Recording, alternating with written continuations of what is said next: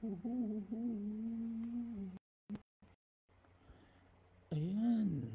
So, asan ng... Yun. Teka lang. May nanonood ba?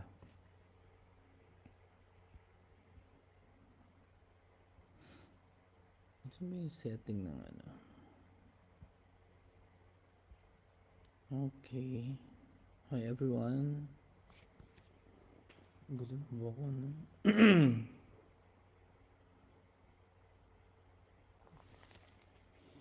Yes.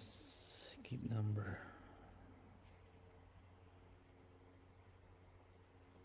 Yan. Live. At walang gising. Anyway. Kachat ko kasi si Nijet eh. Ayan, may nagising na isa. Sino ka? Baka ako rin yun. Anyway, congratulations to President Trump. 'Di ba? Hati-hati tayo dyan sa pagkapanalo ni Trump. Many in the Philippines think that masama yung nangyari. But in fact, sa totoo lang, pabor sa atin niya na nanalo si...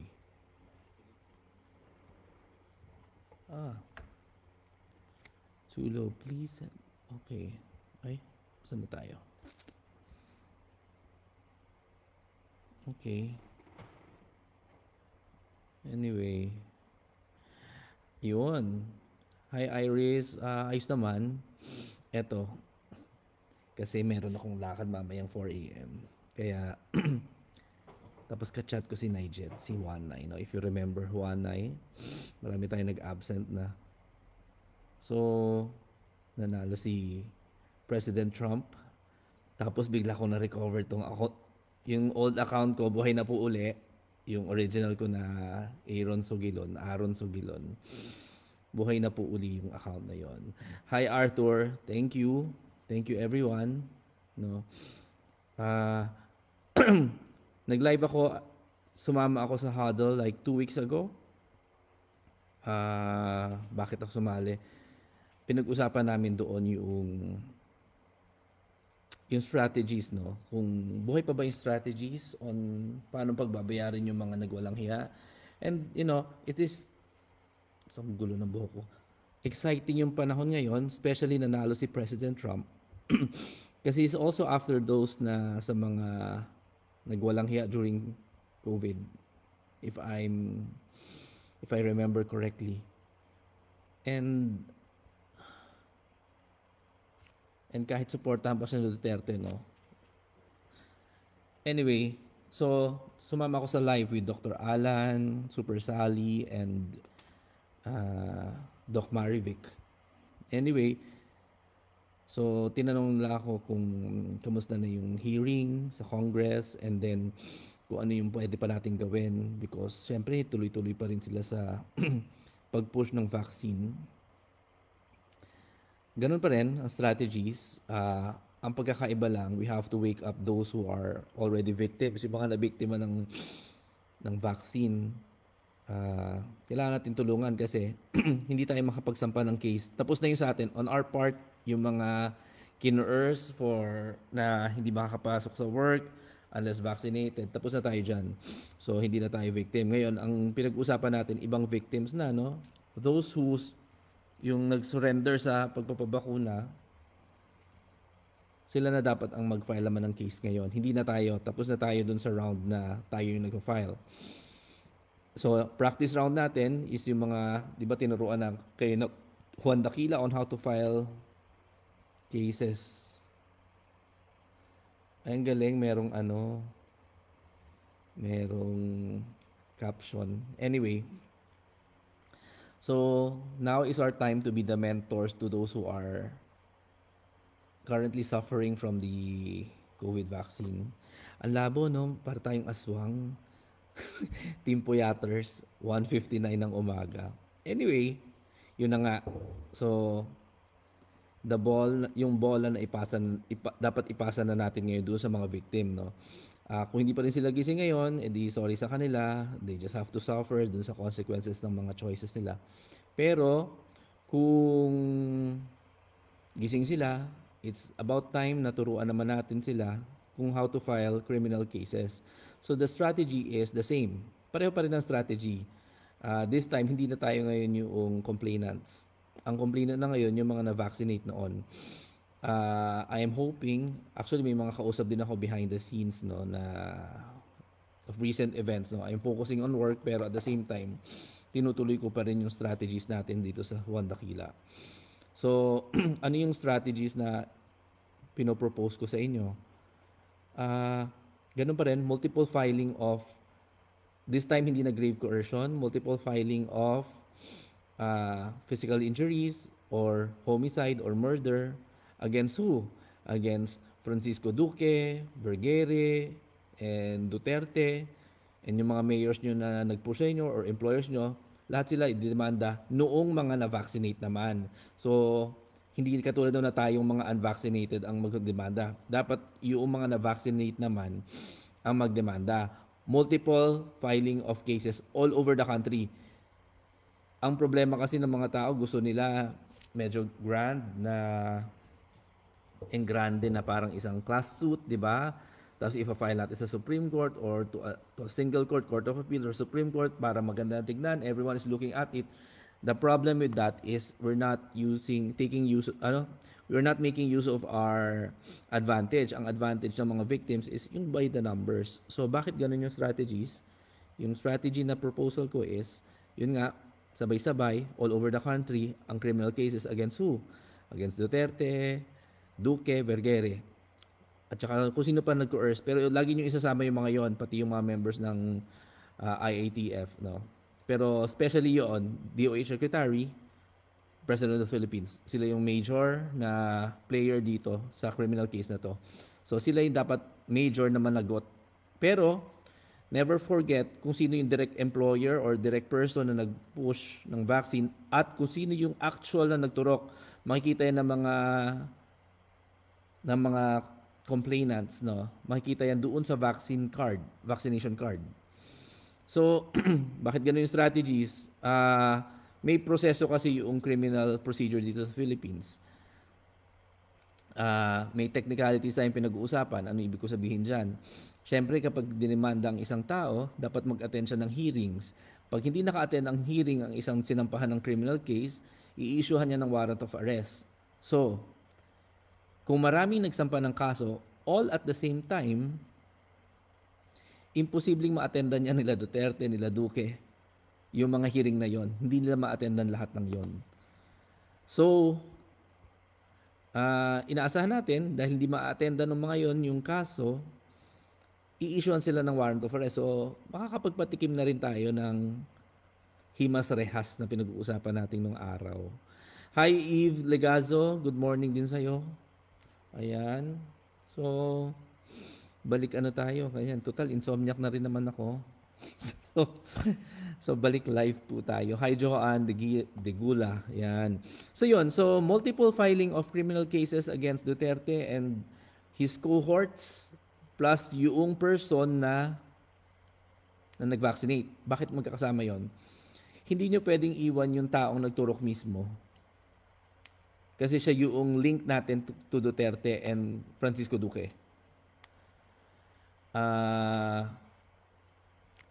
Without implicating, no, kung hindi natin i-implicate yung nagbakuna mismo, yung nandoon sa vaccine card,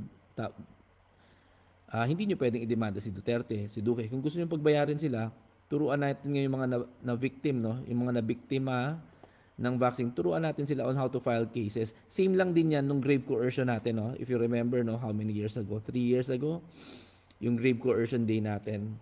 Malapit na yun, December yata yun, if I remember correctly. December. So, ganun din.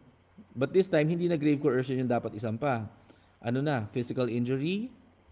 Kung namatay naman, so yung family ng namatay, homicide or murder, no? Ganda murder na or homicide, kahit homicide para actually may namatay eh. So homicide definitely. Kasi kapag murder, pag-uusapan pa yung yung machinations, ibig sabihin, paano yung pamamaraan ng pagpatay nga, yung premeditation ba, plano ba yan? Pero definitely we know, plinano naman talaga yung magpapatay na yan. Kaya lang, para mabilis, ganun din naman, makukulong din naman sila sa homicide, homicide na lang. Importante yon para palalabasin, no, lalabas na magkakasabot itong mga to, yung nag-vaccinate mismo at saka yung nag-utos. So sa criminal law kasi may pinag-uusapan tayo na principal by inducement, so tsaka principal by direct participation. So yung may mastermind, so mayroong mastermind yan, yung paggawa ng krimen, which is in case of the Philippines, no, yung president at saka yung DOH secretary. Posible rin si Tedros or si Bill Gates, di ba? Pero dahil nandito tayo, let's focus muna tayo dun sa mga liable locally. So, yun yung mga lumalabas na mastermind yan. Kasi syempre sila yung nag-implement nung ruling ng pagpapavaccine sa mga tao, hindi lang sa mga bata. No? Hi Christopher, hi Megan, Melodine, yan, sino pa ba? Jazz, yan, hello Faye, Romblon, hello. Ma'am Luz, Herman, hello. Ayan. So dapat silang mademanda ngayon, sila Duterte, sila Duque, Bergere, at saka yung person na nag-vaccinate mismo doon sa victim. So again, no, para doon sa mga kasasampa lang po sa live, yun yung strategy na hindi na tayo, kasi tayo mga nakaiwas tayo sa vaccine, hindi na tayo complainant tapos na tayo tapos na yung pamimilit. So sa next round na, tayo na ngayon yung magme-mentor doon sa mga na-victim. May mga kilala nyo na victim, no, na nagkasakit, na gano, kidney failure, so physical injury, serious physical injury, yan, o kaya kung namatay, edi homicide or murder. So sila ang tuturuan natin ngayon on how to file cases. Ganun pa rin ang procedure through the prosecutor's office pa rin para libre. Criminal complaint pa rin, criminal case pa rin ang isasampa. Para automatic yung public prosecutor ang lawyer. Tapos, yun. So, para walang gastos. Pangalawa, huwag niyong asahan na magsama-sama together yung case, no? Pwede lang gawin yan sa DOJ, pero inaasa natin, hiwa-hiwala yung case na yung sabay-sabay didingkin ng korte para may makulong, para mapatikman natin ang himas rehas. Anyway, Nijet is, hello, Nay. Congratulations daw sa Michigan, turned red, no? So, currently, panalo na si Trump, pero I think tuloy-tuloy pa rin yung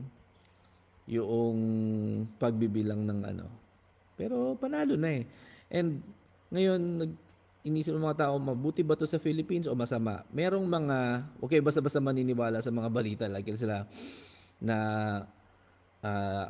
delikado or whatever yung pagkapanalo ni Trump. Huwag din kayo masway doon sa fact na mahihirapan daw sa mga immigrants. Si Trump, napakaliit na issue noon compared sa human trafficking, sa pedophilia, sa genocide na nangyari. 'Di ba? Napakaliit na issue niyang immigration. In fact, isipin niyo na lang kung Pilipinas 'yon and we have a president na pinoprotektahan tayo against immigrants. Isipin niyo, di wala sanang mga espiyang incheck dito sa Pilipinas na nagiging mayor pa, 'di ba? Tulad diyan sa I think Camarines Puro na diyan, puro ka-incheckan na diyan ng infiltrated na ng inject, di ba? So very logical naman talaga to control the borders and be strict about immigration. Talagang yun. In any country, that is the one of the priorities dapat ng isang leader ng country, yung pag-restrict ng immigrants. Kasi syempre, public safety yung issue dyan So, national security as well. Yun. First time daw doon sa Michigan nanalo si Trump. Kasi Michigan is always swing state. So, isipin nyo doon. Tapos nakita ko rin yung mga, ano bang pronunciation? Amish. Yung mga taong ayaw magkalihalubilo sa society. Lumabas din sila just to vote for Donald Trump. Ganun kalala ang situation sa Amerika. Kaya alam mo yon, huwag tayong mapadala dun sa mga endorsement ng mga artistang yan like sila J-Lo. Diyos ko, kaya lang naman nag-aano yan. Kaya yan nagliligalig kasi syempre takot na takot sila kasama sila doon. Nakita nyo ba yon yung yung picture ni J-Lo kasama doon sa party ni PDD? Ngayon, isipin nyo parang ang babaw, baka may mga nag-iisip dyan, mababaw naman ang issue nito. Yung mga kay PDD, masyadong showbiz. Important po yun kasi marami dong participants who are leaders of the US and mga celebrities. Ang lakas ng impluensya nun sa Pilipinas. No, yung mga iniidolo ng mga kababayan nating tulala. Yun yon. So, anyway, so happy lang din ako na ako personally happy ako na nanalo si President Donald Trump. Kasi very strong naman yung position niya about human trafficking and yung mga pedophiles at saka yung mga abuses na ginagawa ng past administration. Yon. Pangalawa, for some reason, biglang na-recover tong account ko na to, yung original ko na Aaron Sogilon. Kaya, malay natin, no? Anyway, so yon. Kaya lang, hindi ako marunong kasi itong mag-streaming. Usually, may technicals tayong gumagawa nito. Kaya lang, for sure, tulog na po sila. Okay. See if I can invite. Teka, paano ba to? See option. Ay, teka. So, usually may technicals po tayo na nag-aano, na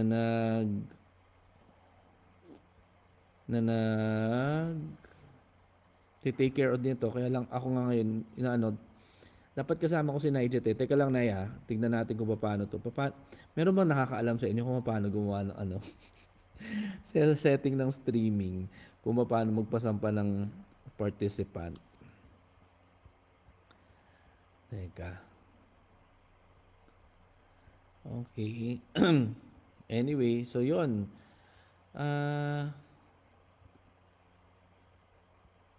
Ayan, stream.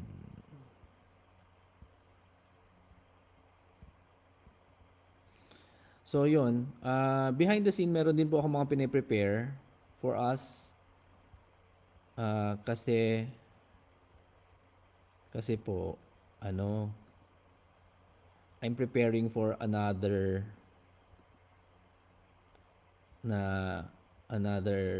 ganap. Ang social ganap. Naghahanda po ako sa next na natin, eksena. Kasi nag-anticipate kasi ako ng mga next na galaw ng mga kalaban natin. One of which is food security. So, yun po yung tinatrabaho ko ngayon. I'm raising funds through my own law practice para magkaroon tayo ng pondo para doon sa next move natin. Ibig sabihin,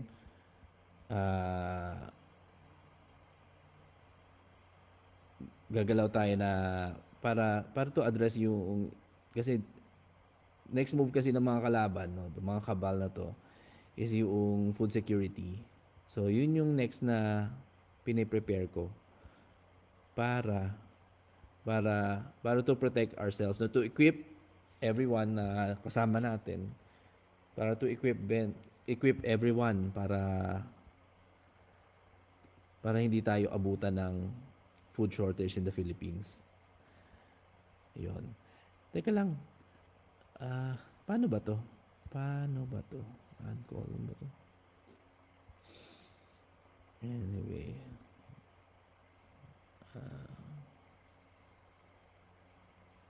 Teka lang po So, yon. Anyway, si Bart. Ayan. Oo, sige, sisipag-sipagan ko na rin. Ito si Bart po pala, nasa comment section. Cairo po yan. Apakalakas po niyan mag-Cairo. Ang galing. So, try nyo po yung niya. If you live in Bikutan area, Sukat area, nandun lang po si Bart. Napakagaling yan. So, maraming sa atin masaya, no? Mapansin nyo po, no? Mapansin nyo, yung mga kasama natin sa JD o kasi sa CDCPH, usually pro-Trump tayo kasi we understand yung bigger picture na nangyayari sa mundo ngayon. Unlike yung mga friends natin, syempre yung mga tulala na naniwala sa vaccine tapos ngayon ay tatanong sa atin, no? Anong gagawin namin? Kami vaccinated, no? Anyway, meron akong kausap ng isang araw. Ah, alam niyo ba yung effect na yung UV light, yung artificial UV light.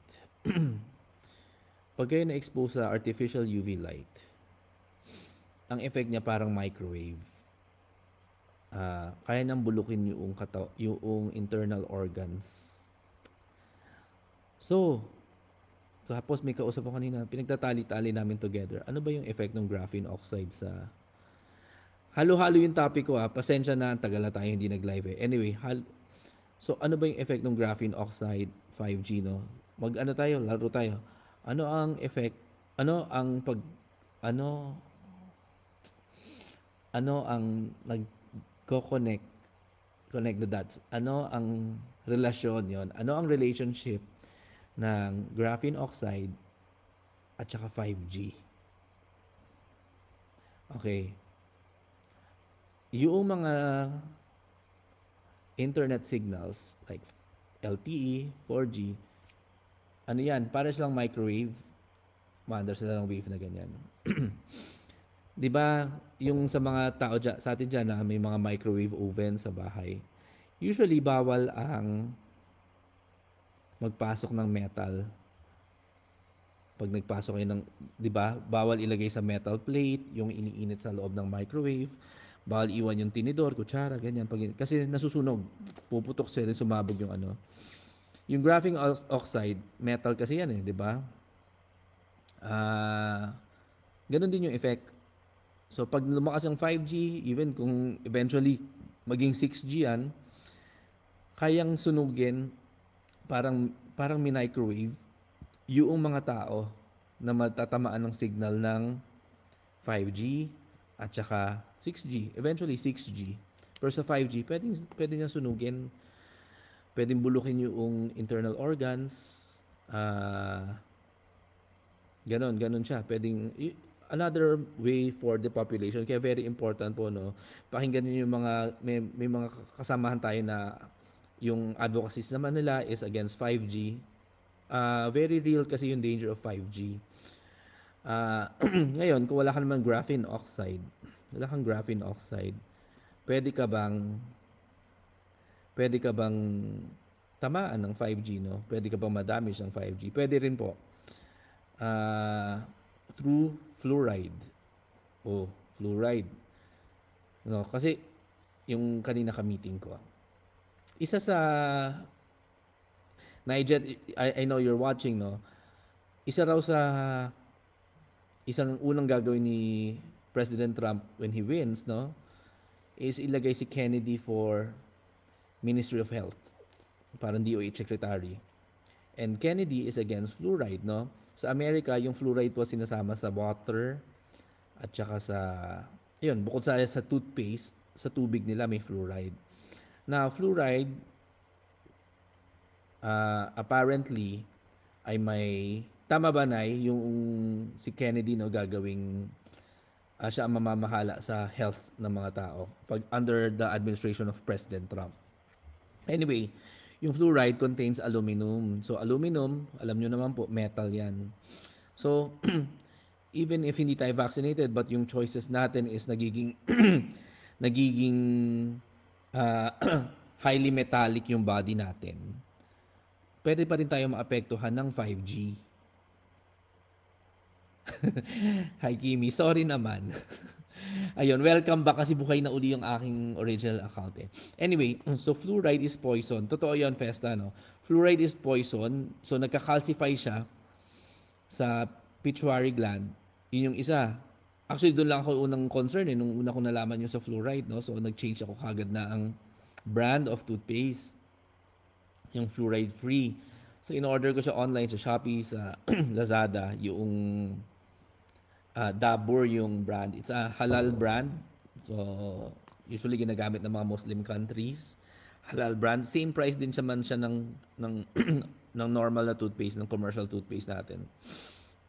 So dapat ma-eliminate natin yung mga metals sa katawan. So, fluoride free as much as possible ang i-consume nyo. Pag nagka-calcify siya sa pituitary gland, nakakabobo siya, definitely. It blocks yung parang kumbaga sinasabi nating sixth sense. So, meron din Human Nature daw is also a good local brand for fluoride free. Teka, papakita ko sa inyo yung ano ko. Baking soda, okay rin daw yan. Actually, every now and then dapat nagtitake ng baking soda. Teka lang, kunin ko yung ano, yung toothpaste na ginagamit ko.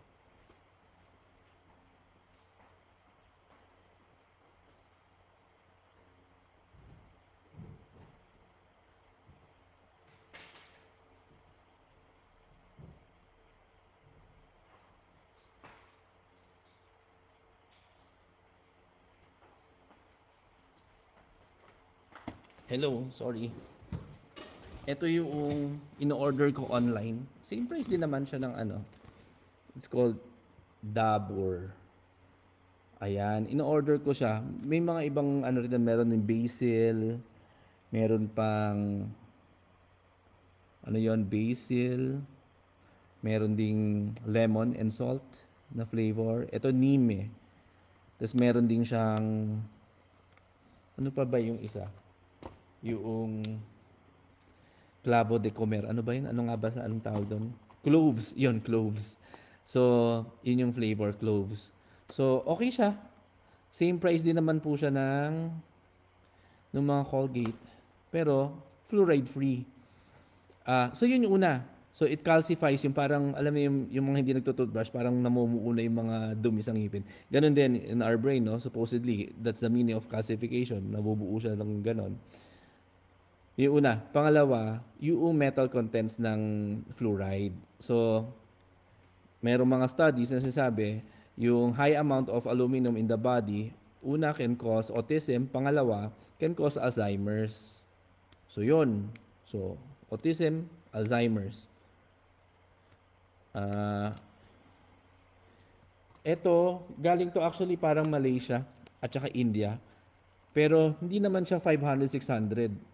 Mga 150 pesos yata to, 150 pesos or almost 200. Same, kalapit na rin ang price ng ano, without the danger o walang toxic. So, so yun, nagka-calcify una, plus pangalawa, yung metal contents. Ngayon, hindi ko alam kung napanood nyo kahapon, nung isang araw, kasi madaling araw na ngayon, nung isang araw, yung kumakalat na video, yung soccer players na tinamaan ng kidlat. So, sabay-sabay sila naman ang kidlat. And if you remember, di ba, napag-usapan natin noon, maraming mga tinatamaan ng kidlat recently after the vaccination. Maraming na hinahabol talaga sila ng kidlat. In fact, yung taga Jensen nga, no, actually, kababayan nung kasambahay namin, hinabol talaga sila ng kidlat sa ano. And because of metal din yan. So, yun. So, metal toxicity because of fluoride, tapos yung calcification of pituitary gland, tapos yun pa. So pwede tayo maapektuhan din ng 5G kahit hindi tayo vaccinated because dumadami yung metal sa katawan natin. So kailangan talaga detox tayo ng metal detox, heavy metal detox kasi heavy metals ano yan eh. Hindi lang siya kanta. Hindi lang siya banda. Deadly rin siya. Tapos, yun. So, yun nga. Tapos, pwede pa tayong ma-endangered of 5G. Remember, meron tayo sa eksena to ng magkapatid na Cayetano, yung pinapost nila na kailangan in every yung subdivision, merong space para tayuan ng 5G tower. So, ganun ka-dangerous, no? So, we have to be conscious dun sa mga choices natin. Maliliit na choices natin every day. Can be very determinative kung mabubuhay tayo hindi. Yung kung gagana o hindi sa atin.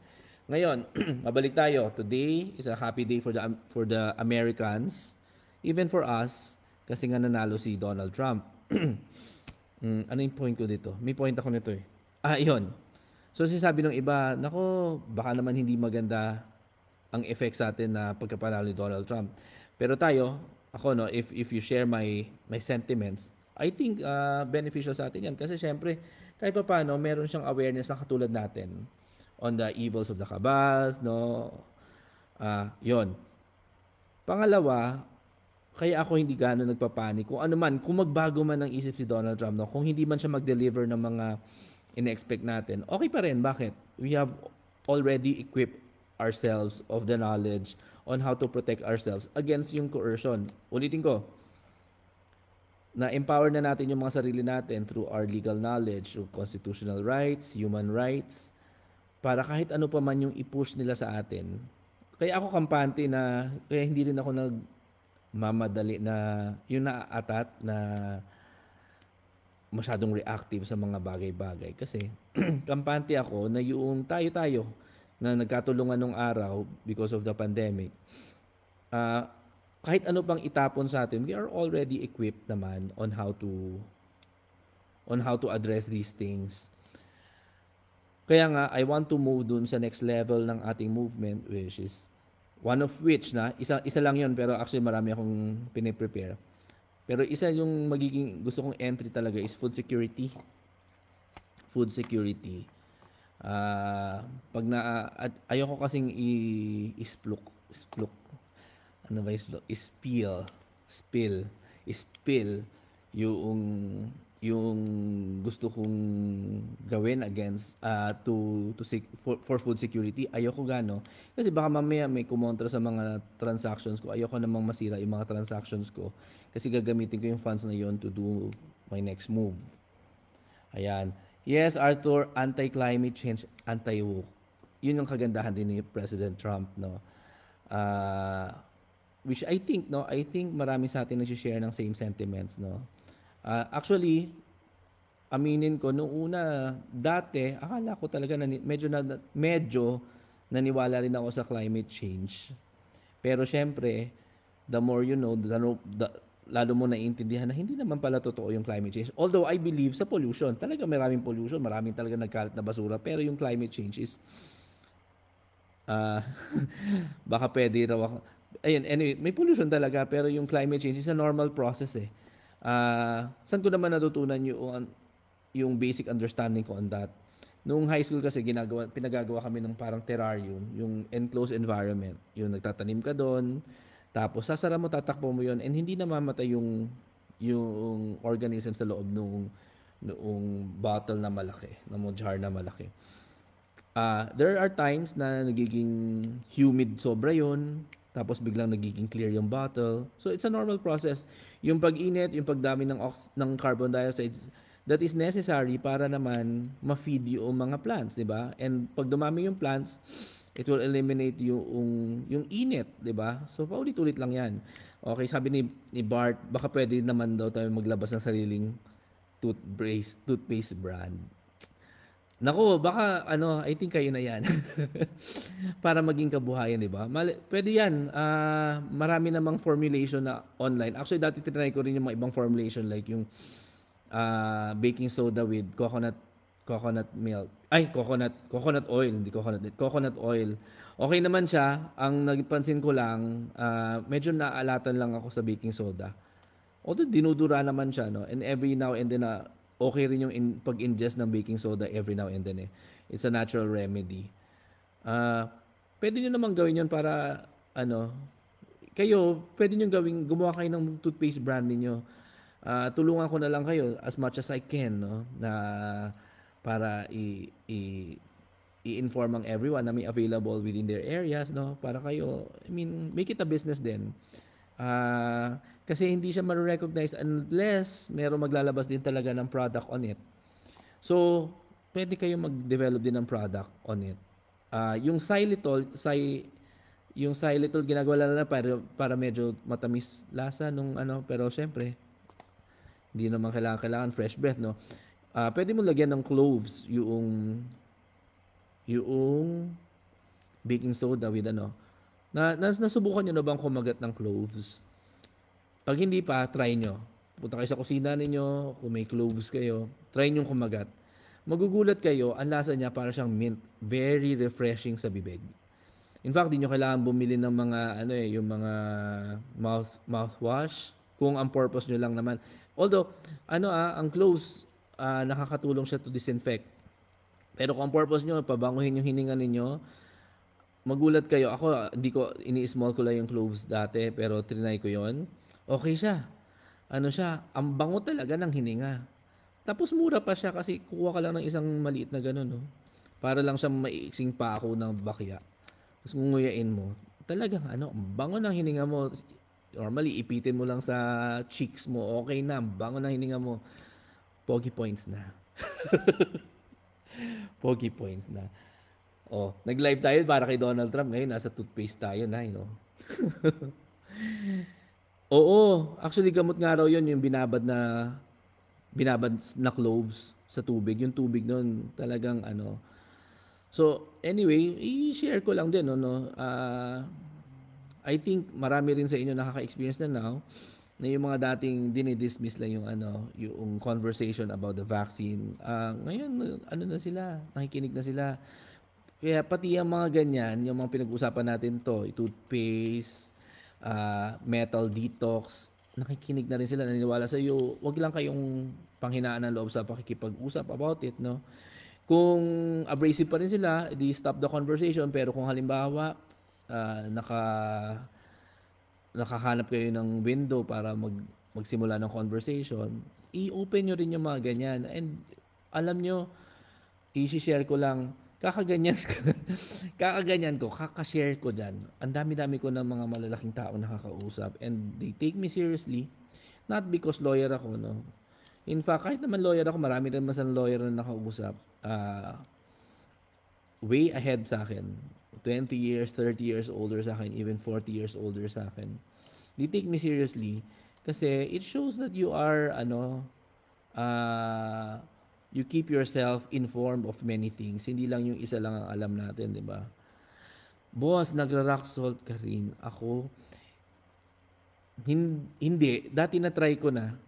Kaya lang, nung tinry ko kasi yun para lang gumaling yung sugat ko sa bibig.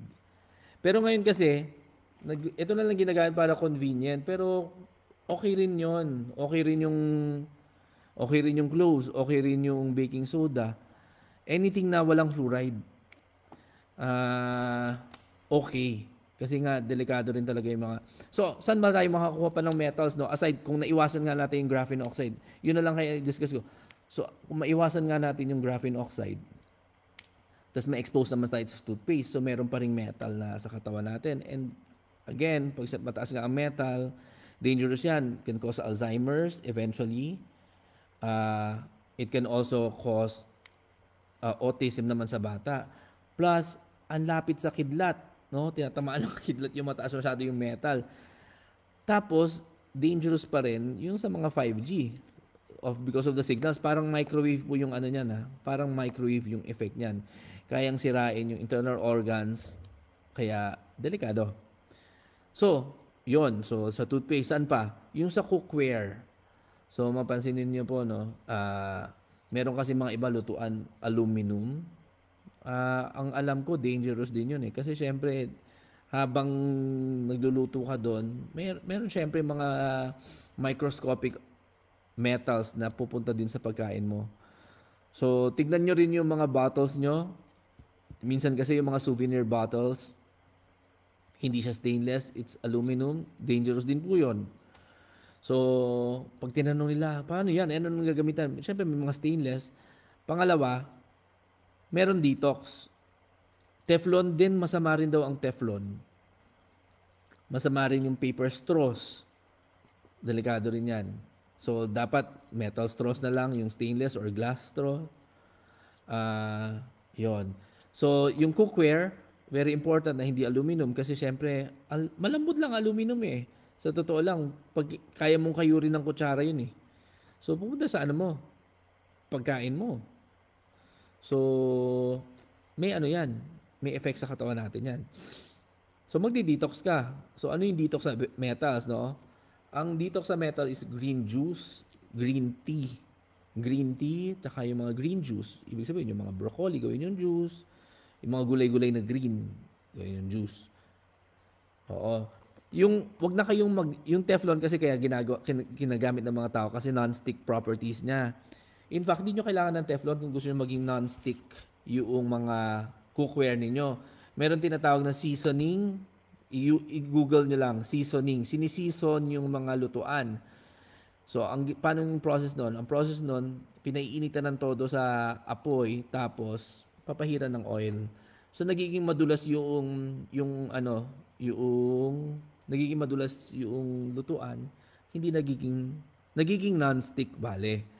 So minsan siisip lang, teka, bakit dumidikit yung ulam ko doon sa lutuan? Ang dami ng topic.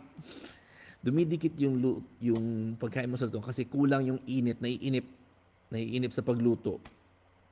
Oo, noong araw iron ang lutuan. Mas safe ito dahil blood po natin. Totoo po yan, yung cast iron na tinatawag. Cast iron. Mabilis lang siya mag-rust, so kaya inaalagaan siya ng oil. Anyway, so dapat sobrang init ng pan ninyo. Pag sobrang init, malalaman mo yan pag nagpatak ka ng tubig. Dapat ang epekto sa pagpatak ng tubig, hindi yung parang nagbo-boil na ganon. Dapat yung pagtak ng tubig, dumudulas na ganon. Pag dumudulas na ganon yon, that is, sapat na yun, nagiging non-stick na yung property noong lutuan. So, pag nagluto na kayo doon ng madulas na rin. Yung mga itlog, yung mga luto nyo, hindi na didikit. Okay. So, yon. So, kung meron pa rin yung mga sa lolo-lola ninyo, yung mga cast iron, ganun din, seasoning yung tawag doon, siniseason muna yon, mainit na mainit bago papahira ng oil para maging non-stick yung niya. Tapos pag start na siyang lutuan, hintay mo mainit na mainit siya para dumudulas yung water around. So yun. Maraming salamat sa inyong 33 na pinagtsatsagaan yung kabaliwan kong hindi natutulog. Ayun. Anyway, hindi ko makita kung paano dito mag-invite. Paano ba mag-invite dito? Kasi kung may invite lang kita, di sana dalawa tayong nagkikwentuhan dito. Nag-freeze ba ako? Hindi naman. Ayun.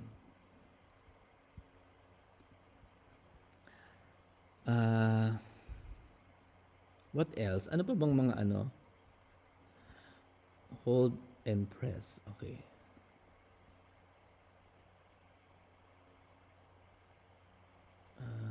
Tapos, pag hinold and press ko na join video. Okay.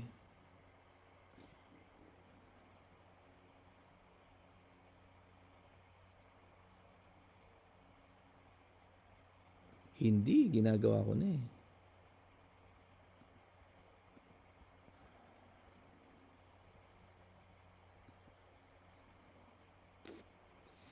So, ano bang ginagawa ko? Inaaral ko paano maisama si Nigel sa live. Hindi po kasi ako marunong. Marunong lang ako mag-type. Typewriter lang po ang use talaga ng aking laptop. Si Leon. Leon, ikaw ba yung security guard? Or yung sundalo pala, I'm sorry. Naalala ko na yung mo dati, tinatanong mo kung flat earther ako. Yes, flat earther na po ako ngayon. So, kung ikaw nga yun, dati kong kakwentuhan on that, pareho na tayo. Kas. Ay, ano ba yun? Sorry Huwag po sana kayong mairita. Anyway, tuloy-tuloy lang po kayo ng comment. Ano kaya mangyari ngayon kay Fauci? For sure, ipapakulong yan ni Trump. At saka, kasi siyempre si Kennedy na yung si RFK na ang magte-take care of CDC. So tuloy-tuloy yan. Tuloy-tuloy yan na ipapakulong yan si Fauci. Definitely. Kaya siyempre ba? Exciting. Kung si Kamala yun, edi siyempre, ba't nun ipapakulong? Dabarkads na yun. So, kaya tayo dyan? Wagi tayo dyan. Kaya sabi ni Nigel, wait lang, hihi. O si Arthur, FE ka rin, Arthur. O di ba? Marami na tayo FE . Actually, hindi na ako nahihiya ngayon sabihin na FE ako na flat earther ako. Okay.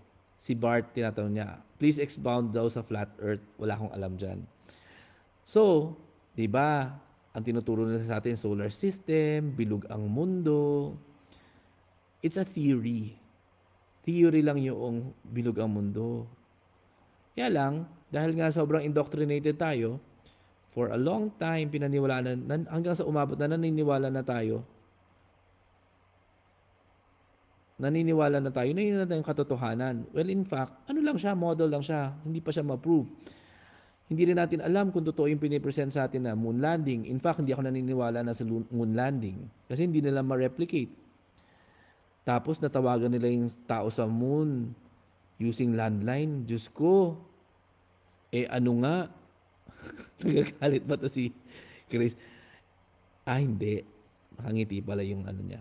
Anyway, 'di ba? Tumawag sa president nila landline. Diyos ko, signal nga lang, hirap-hirap na 'di ba? Minsan nga pag saan ba ako dumadaan? Dito sa laging walang signal. Ang daming lugar eh. Pumunta ako sa Laguna, daming walang signal diyan. Dito lang somewhere here, malapit din eh. Nagpunta ako one time sa ang hina ng signal. Anyway, yun. Masok ka nga lang sa loob ng hindi ng signal eh. Landline pa. So, yun yung una sa lahat. Tapos, mali ba natin kung CGI lang yung mga, di ba? Kasi, kaya naman ako na, dati na akong nagkakaroon ng interest sa flat earth. Kasi, ang lagi kong tanong, bakit yung flight papuntang US, yung pinakamabilis na flight papuntang US, laging stopover sa Japan at saka or Japan or Taiwan or Korea bago pumunta ng Los Angeles? Alam nyo ba sa flat earth map, straight line lang siya. Kasi kung globe ang map, dapat tatawid ka ng Pacific Ocean, yun ang pinakamabilis. Tama ka, Arthur. Kaya saan tayo pumunta? Upright. Never do it. Plus, so yun yung naging nag-trigger sa akin na parang may mali. Kasi dapat straight line yung pinakamabilis na paraan. Ang pinakamabilis na biyahe mula Philippines papuntang Los Angeles is tatawid ka ng Pacific Ocean. Hindi ka dapat dadaan ng Japan or ng South Korea. So sa flat earth na map, diretso lang siya. Yun yung una. Pero mas mabigat pala yung dahilan. Parang akala ko it's just a mistake, mahirap lang i-calculate, 'di ba? Ang size ng mundo, mahirap lang siya i-calculate. Hindi pala ganoon. Merong mas malalim na dahilan kung bakit kailangan maging globe ang globe. 1960s lang pala siya. By the way, 1960s lang daw nag-start ang globe model. It was not always the case, no? Hindi yan yung laging noong araw. Before that, before na umeksena yung NASA, flat earth talaga. Ngayon, ano yung significance ng paniniwalang yan na bakit kailangan baguhin yung flat earth, yung model, bakit kailangan baguhin? Bakit kailangan i-ridicule yung idea na flat earth siya? So bakit important yan? Important yan kasi pag naniwala tayo sa solar system at ginawa nating kalokohan ang flat earth, gusto na rin nilang i-fictionalize yung laman ng Bible kasi yung sa Bible, ang model niya talaga is flat earth. It talks about firmament, ganyan. It talks about 7 heavens, yung mga ganyan. So parang unti-unti nilang ginagawang fiction ang Bible.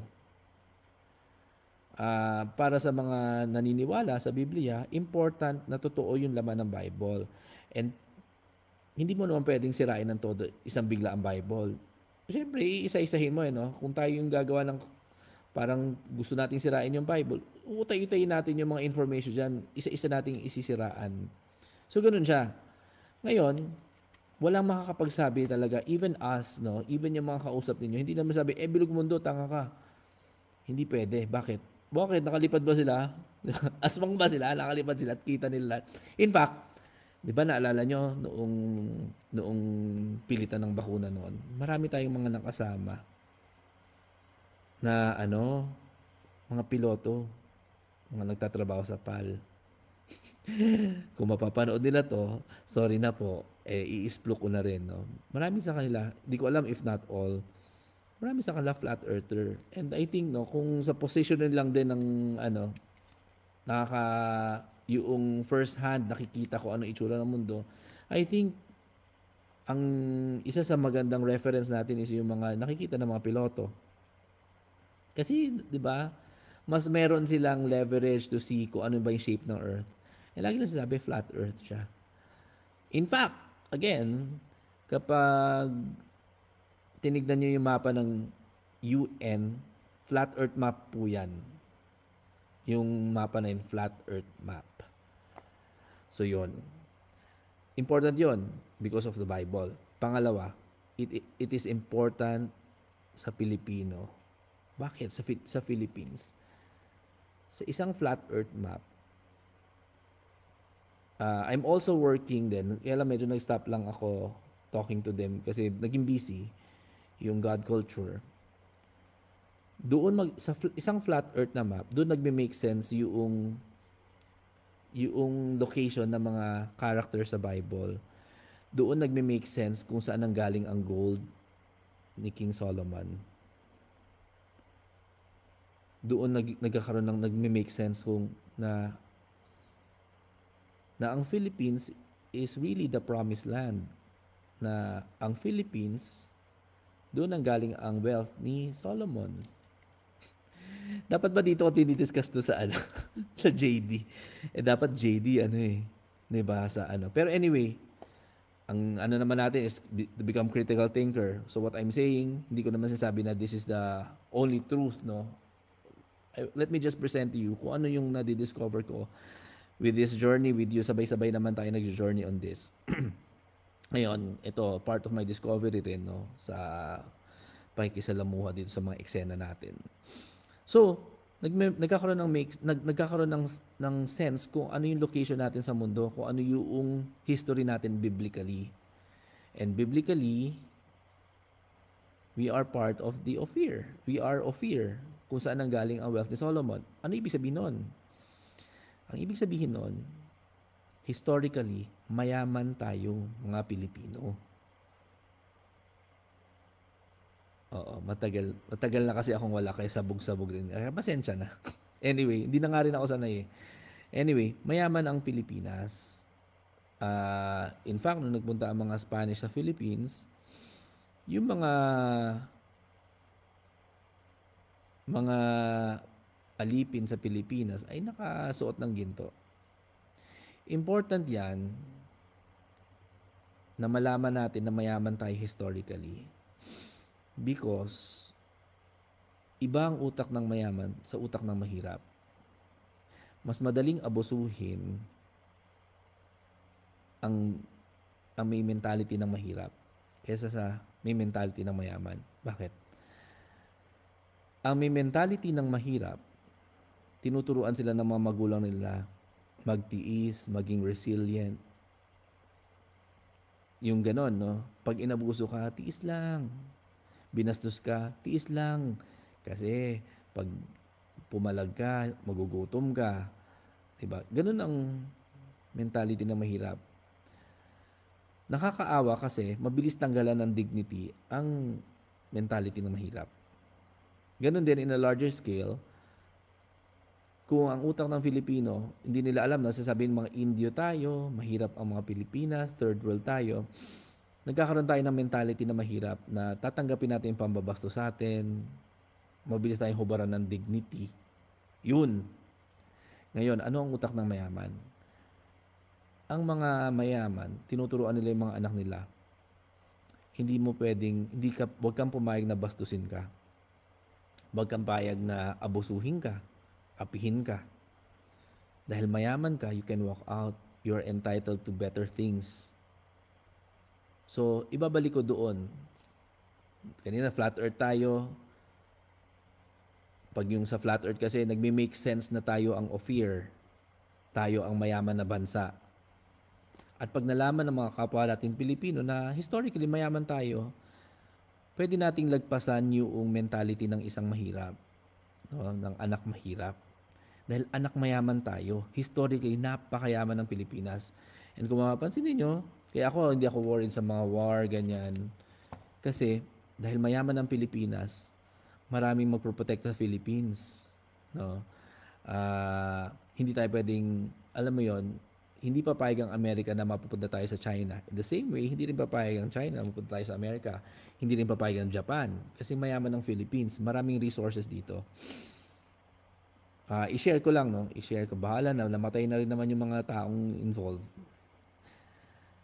Before pandemic, bago lumabas yung issue ng BRICS sa pasabog, pasabog at sabog-sabog ang flow. Anyway, before pandemic, so kausap namin yung Vice President ng Development Bank of the Philippines. So, may mga Chinese emissary na naghahanap ng gustong bumili ng ginto sa Philippines. So, gaano karami? Gusto nila around 200,000 metric tons of gold. Bibili. Pero pag nag-Google kayo, kaya sa YouTube, nag-YouTube kayo, gaano lang ba yung pinag-uusapang gold reserve ng mga countries, di ba? Sabi nila ang pinakamarami raw is US at meron silang 15,000 metric tons of gold. Bakit bibili ngayon yung China ng 200,000 metric tons of gold sa Philippines? Kasi alam nila na yung mga yaman, mga ginto, marami dito sa Philippines. Ang may hindi alam, mga Pilipino. Which is sad, di ba? Kaya akala ng mga Pilipino, mahirap tayo as a country. Hindi tayo mahirap. Hindi tayo third world. Although, ang mga problemang tinatakal natin is third world kasi yan yung gusto ng mga politicians sa Philippines. Manatili tayo na stuck sa third world problems para hindi tayo mag-progress to first world problems. Mamaya babalikan ko yan kung ano ibig sabihin ng third world problems at saka ng first world problems. Anyway, balik tayo sa ginto. So, alam ng China na maraming ginto sa Philippines. Hindi sila bibili dito kung hindi nila alam na may ginto dito, na ganun karami. Imagine, no? US Federal Reserve 15,000 metric tons as opposed to 200,000 metric tons na bibilin dito, no, sa Philippines. Ibig sabihin, there is so much gold in the Philippines. And historically, marami talaga yung sa mining pa lang eh. Huwag na natin pag-usapan yung Yamashita Treasure before papunta ang mga Spanish dito sa Philippines. Ganun talaga yung kalakaran. Maraming ginto sa Philippines, maraming ginto ang mga Filipinos. And mind you, dati hindi ko rin na-appreciate yung gold. Gold is gold lang noon. Hindi ko naintindihan yung mga sinasabi na intricacies, no. Pagmunta kayo sa Ayala Museum, makikita nyo yung mga gold na mga ninuno natin. Pero pag na-realize ninyo kung anong importance ng mga intricacies, ibig sabihin kung gaano kapino yung ginawa nila, ibig sabihin, bukod sa high yung skill ng mga Pilipino sa paghabi ng ginto, yung mataas yung kanilang mga kakayanan sa paggawa ng ginto, mataas din ang technology natin compared to other countries during that time. So, ibig sabihin, before Spanish, mayaman pala talaga tayo as a country. Yung lahi natin mayaman talaga. Nakalimot lang tayo. Pinilit lang burahin yung information na yan. Para nga mag-utak mahirap, mag-utak anak mahirap. Hindi ko hinahamak yung mga mahirap ha. Kasi sabi ko lang, by nature, matiisin yung mahirap. Yung hinahayaan silang abusuhin sila kasi nga mahirap sila. Alikabok nga yung tingin nila sa sarili nila. So important na kung gusto natin mag-progress as a nation, na ma-realize natin na anak mayaman tayo. We are chosen by God and historically mayaman talaga tayo. Na there is so much potential here in the Philippines, hindi lang natural resources but also processed gold, ganyan. Ngayon, babalik ako dun sa problemang third world at saka problemang first world, no? Ang problemang third world is anong kakainin ko, saan ako magpapagamot, saan ako kukuha ng pantuition ng ano. Third world problems yan at hindi yan sinosolve ng mga leaders natin. Na madali naman yan i-solve, no? Kung talaga lang merong drive to help ang mga leaders. Kasi, kaya hindi tayo mag-a-advance sa country kasi third world problems, kaya na-imbibe natin yung third world mentality. Kumbaga, problemang mahirap lagi ang pinupush sa atin, kaya problemang mentalityng mahirap ang pinupush sa mga Filipinos. Now, ano yung mga first world problems? Ang mga first world problems is yung mga paano mas mapabilis ang kotse, paano makalipad sa buwan, ganyan, yung mga ganyan. Paano makapagpa-invento ng mga flying cars, paano i-solve yung taggutom, paano protektahan ng bansa against invasion, paano mag-develop ng mga weapons to protect our country. Ganun yung mga first world problems. Okay.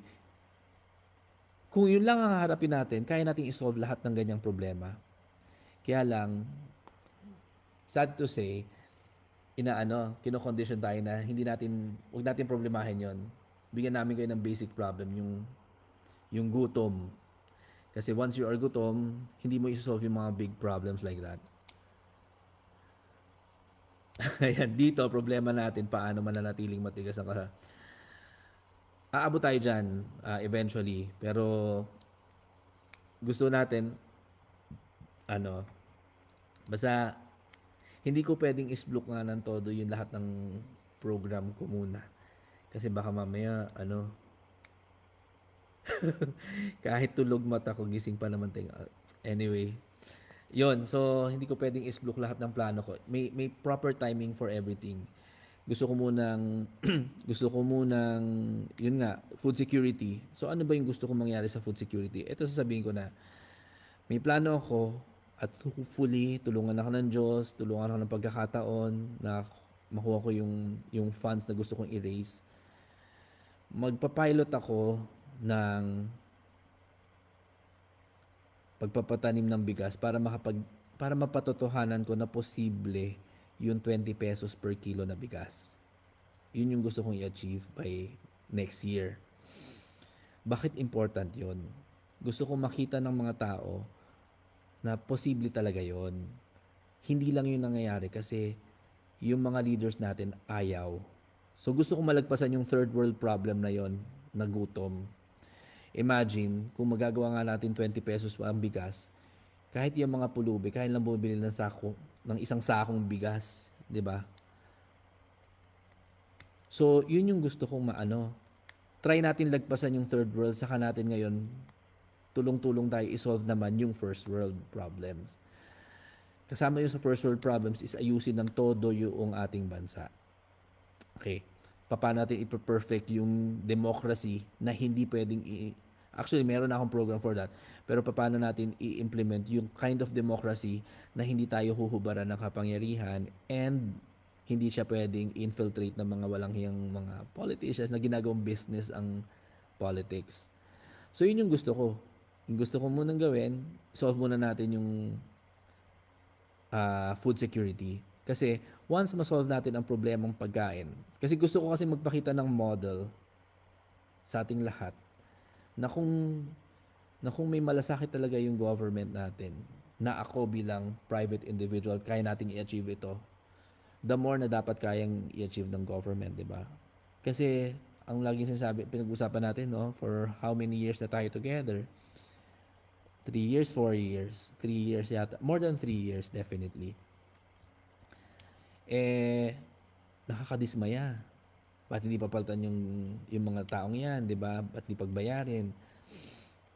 Lahat naman dissatisfied, bakit hindi natin pinapalitan?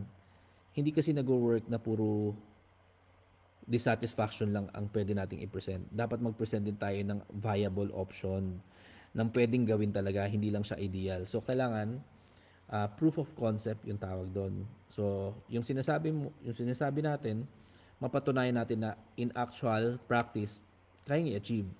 So, kaya ako nananahimik kasi gusto ko talagang patunayan na in actual practice, kaya talagang i-achieve ang 20 pesos na bigas. Ngayon sabi, paano kikita? Ang pagkita kasi, ang income, ang profit, problema yan ng businessman. Ang government na gustong sustain ang mga tao niya, hindi niya problema ang profit. May taxes naman di ba? Ang kailangan i-perform ng government, mag-intervene siya para maging affordable to everyone yung pagkain na yon. And once ma-overcome yung pagkain, believe me, pati crime marireduce. Kasi gutom lang din naman nagpupush ang mga taong gumawa ng kasalanan ng kasamaan. No? Unless, siyempre, may mga innately evil talaga. Pero marami, napupush gumawa ng masama kasi nga, walang pagpakain. So, yun. So, kaya ngayon, sabi ko nga, yung issue ng pandemic, total, ang viewership natin, tayo-tayo rin lang naman. Alam na natin i-solve yan. Papalitan lang ng pangalan, pero same pa rin ang ating program for that. Kung ano yung na-formula, yun pa rin yun. Ngayon, when it comes to filing cases, tulungan tayo naman ang magiging mentor naman doon sa mga victims. So, kaya ayoko nang anuhin yan, i-touch yan kasi iniasa ko na, iniasa ko na yan to everyone na nakinig sa atin, sa inyo. Iniasa ko na yan. Kaya gusto ko naman yung food naman. Kasi once mapakita natin, short of saying, gusto ko ipahiya ang gobyerno natin na alam mo yon, ang basic ng problem yan, ang basic din ng solution yan. Ayaw lang nila mag-intervene, ayaw lang nila magbanat ng buto para ma-provide yan to all of us. Even ako, syempre, sino ba namang hindi magiging masaya na 20 pesos ang bigas, no? And hindi yung mabahong bigas, quality rice. Kasi achievable po siya. Believe me, inaral ko siya. May mga kausap na ako, pero ang pag pinagpala tayo ng Diyos, pwede ako mag-pilot sa dalawang province. Muna, as a showcase. Kasi proof of concept lang. Proof of concept. Para ma-push natin yung government to do it, to replicate it. Yun naman yung gusto ko lang. Hindi ko naman kailangan na magbida-bida dyan. Pero syempre, the opportunity is there na ipakita na achievable siya. Kasi kung ang kailangan lang ipangako pero hindi lang kaya i-perform, iba yon, di ba? Kailangan mapakita natin na siya, pwede siyang gawin. So yun lang yung gusto kong gawin. By next year, hopefully by first or second quarter next year, mapatunayan ko na kaya nga yung 20 pesos. Ang goal ko lang naman is mag-break even ng mga expenses at mai-release siya sa maximum 20 pesos talaga. Kung hindi kayanin, edi malapit sa 20 pesos, yung mga 22 pesos. 20.50, ganyan, o 21 pesos, ganyan. Mga ganong price. Imagine, di ba, yung 25 kilos, magiging 500 pesos lang yan. Pero syempre, meron pang isang katapat yon. Gagawin ko lang yon, hindi siya pwedeng bilhin na diretsyo na punta ka dun sa store, 20 pesos, hindi. Idadaan natin mag-launch ako ng sariling apps. Kasi dahil limited yung supply, kailangan medyo kontrolin natin kasi ang kalaban naman natin din yung mga hoarder, di ba? Yung maraming pera, ubusin na yung paninda para ititinda nila. So, kailangan magkaroon ng access ang mas maraming tao. Anyway, so yun. So, yun yung ating plano dyan. Ba't ko sinishare to?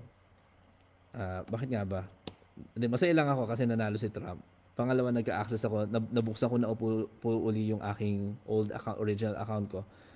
Pangatlo, gusto ko rin i-share sa inyo na may mga ginagawa pa rin naman tayo even if hindi ako nagla-live regularly. Meron pa rin tayong ginagawa, meron pa rin akong ginagawa na I know you will like it kasi kahit ako mismo gusto ko siya gawin. Pangalawa, I think magiging maganda yung impact nito sa ating bansa na ganyan. Pangatlo, kaya ko binabanggit ito kasi alam ko na kung ano man maging resulta. Kasi ako happy na nanalo si Trump. Ngayon yung mga doubters dyan, yung mga haters, alam mo yon, mga haters, feeling nila delikado tayo, hindi nakasalalay sa ibang tao ang ating safety or yung pagiging delikado ng buhay natin. Nakasalalay sa atin. Yan naman talaga ang sinasabi natin sa One Dakila, we have to equip ourselves mismo. Hindi tayo naghahanap ng savior. Although we're happy that Trump is the new president again of the United States. Happy tayo kasi syempre as far as we know, align siya sa ating mga gusto. Pero I know na magiging equipped tayo to address any kind of problem na kakaharapin natin. Kasi like yung sinasabi nga, ang first solution to a problem is recognizing the problem. So, the fact na pinag-uusapan natin ito, mga bagay na to, means na we're on the way to solving those problems. So, ang hindi ko lang masolve po talaga is yung, paano ba gamutin ng insomnia? Paano ba gamutin ng insomnia? At, paano ba pasampahin si Nigel dito sa live na to? Talagang hilong-hilo tayo dyan. Pero yon, anyway, practice lang po itong na to. pag naging smooth na yung mga inaayos ko po, magla-live na rin po uli ako ng regular on a better time slot kasi nga, 'di ba? Ano lang 'to, trial lang 'to. 'Yun. Kaya anyway, hindi ko talaga Naijet, hindi ko talaga mahanap. Papaturo ako kay Janine pag ano na, pag maliwanag na ang araw. Pero maraming salamat pala sa nanonood uli Ayan, Kim Clement Prophecies. Ayan, panonoorin ko nga yung Kim Clement Prophecies na yan. Aralin ko yan. Meron din akong inaaral ngayon, Why Nations Fail na libro. Ang may kausap ako ng intelligence na binasa yan ng mga, alam mo yon, tsaka guide din niya nung si ano yon, dating US yung si Rice yung surname nun eh. So yon, anyway, so yun so maraming salamat ha. Anyway, ako paalis ako. Actually, nagbabakasyon lang ako nagbakasyon ako sa live pero nag-work ako. Pero ngayon, yung totoong bakasyon naman, magbabakasyon lang ako ngayong weekend na ito. Pero after that, paglalaanan ko na po uli ng oras yung ating chismisan, ating mga gusto ko lang i-assure na everyone na hindi ako umaalis sa ating mga laban. I'm still working behind the scenes. Meron pa rin ako mga mini-meet ng mga tao na makakatulong sa atin. Ano pa ba? Ayun, kasi yun yung isa kong gustong i-launch talaga, yung tulungan yung mga tao to file cases. Yung mga victims, hindi na kayo kasi makaligtas na kayo eh. 'Di ba? Hindi na kayo nabakunahan kasi nga nagmatalino kayo eh. Yung mga nabudol, tulungan lang natin na mag-file ng case. Pero maganda, paghandaan natin, mag-start muna tayo ng mga yung mga ginawa natin na yung mga training natin, boot camping natin para mag-guide na natin sila on how to make the complaint. Kung paano i-prepare yung mga complaint na yun. Tapos syempre, as much as possible, maganda, halos sabay-sabay ang filing ng case all over the country para mahirapan ang ating mga kalaban. Hindi lang ma-attendan yan. So, ganun kasi sa court.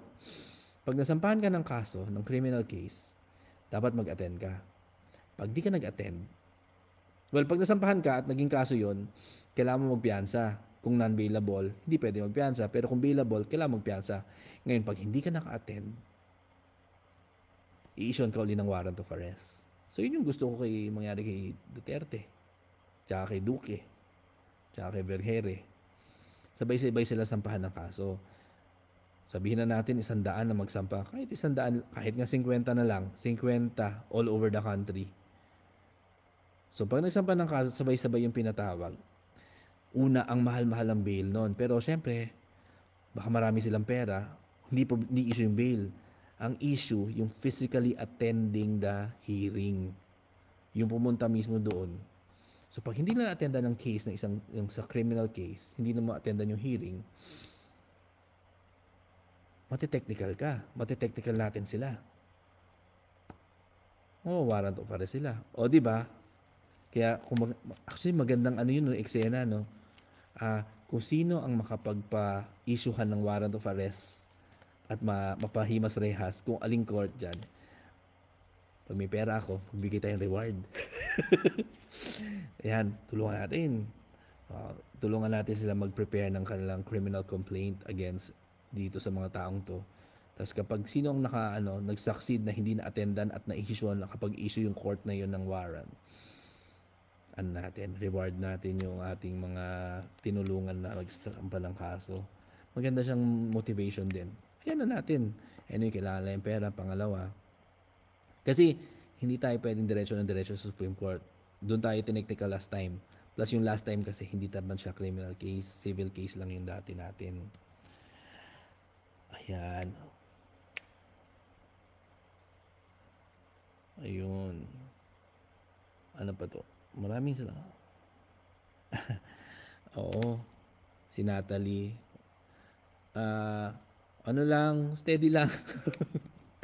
Steady lang. I think nagkataon lang madaldal lang ako kaya na marami rin naman taong gustong tumutulong sa bansa. Tumutulong talaga. Anyway, yun. So, yun lang. Anyway, kailangan ko na maligo at ako'y paalis na. Punta na ako ng somewhere far. Very far. Tuloy na lang natin to next time ha. Pero anyway, maraming maraming salamat sa inyong lahat. Kailangan ko ng either tulog or ligo. Ligo na muna at may lakad pa rin tayo. Pero let's make it regular again dito sa Juan Dakila page. Especially, no? Buhay na naman ang ating page, ang personal page ko. Akala ko na ang dami kong nawala. Ang sarap naman na buhay ang page. Yun. So anyway, pagpasensya nyo na puyat-puyaters tayo, pataba-tabaers tayo. Anyway, maraming maraming salamat ha. Kalmahan lang tayo, kalmahang games lang tayo ngayon. Huwag tayong gigil masyado. Be observant, no? Marami akong gustong isplok talaga, pero hindi pwede, may mga timing talaga ang lahat, ha? Anyway, bye-bye, Nay. Bye-bye, everyone, mga ka-JD. Maraming salamat. Maraming salamat sa ating 38 million viewers. 38 o 37 million. Anyway, sige. Maraming salamat. Huwag kayong mag-alala. Tuloy-tuloy lang to. Ang eksena natin ay hindi matatapos.